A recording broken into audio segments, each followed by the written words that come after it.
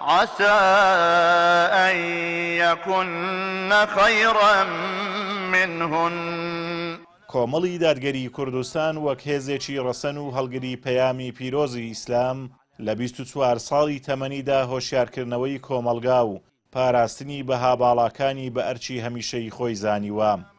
هەروەها لە دوایین کۆنگرەشیدا کە سەرەتای ئەم هەفتەیە بەڕێوەچوو جەختی لە بنەماکانی قوڵکردنەوەی گیانی لێبوردەیی و پێکەوە ژیانی ئاشتیانەی نەتەوەیی و ئاینی پێکاتەکانی کوردستان و هێنانەکایی کۆمەڵگەیەکی سەقامگیر و گەشە سەندوو کردەوە. کۆمەڵی دادگەری تاکیدی لەسەر ئەوە کردەوە کە پێویستە ژیانێکیش کۆمەندانە و ژیانێکی هاوتایانە و هاوسەنگانە بۆ هەموو پێکاتەکان فەراهەم بێت و هەم لە ڕووی و هەمیش لە ڕووی نەتەوەی کە ئەوانیش مافی خۆیانە لە هەرێمی کوردستان وەکو تاکێشی ئازاد و سربەخۆ و خاوەن ماف بێکەوە بژین.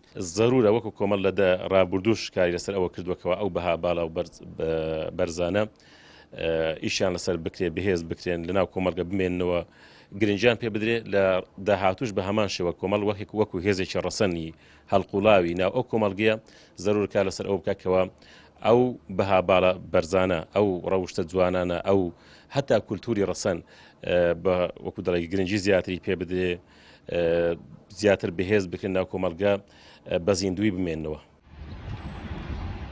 دەسەڵاتدارانی هەرێم سیستەمێکی چینایەتی ئەوتۆ پەیڕەو دەکەن کە قڕ و پڕی لێکەوتۆتەوە و ئەوەی لەگەڵ خۆیان نەبێ لە مافەکانی بێبەش دەکرێت.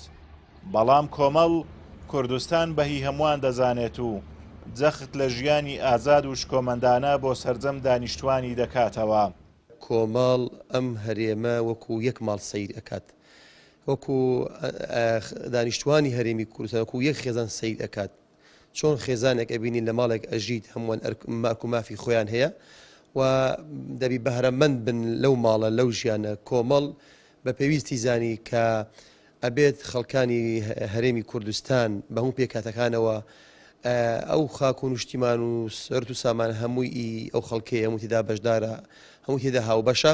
تەنها بۆ چین یەک نییە، بۆ توێژێک نییە، بۆ حیزبێک نییە، بۆ لایەنێک نییە، بۆ بنەماڵەیەک نییە. کۆمەڵ جەخت لەو ئەکاتەوە ئەبێت هاونیشتیمانیان لەم کوردستانە و کوماڵی گەورەی هەمان وایە هەمویان بێکەوە تێدا بژین و لە خێر و بێریدا بەهرەمەند بن و سوودمەند بن.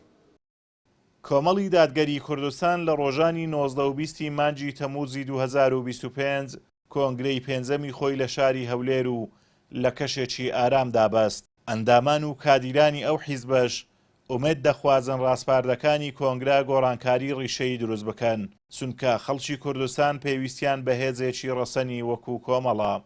ئازاد ئۆمەراوی کەناڵی ئاسمانی پەیام، سۆران.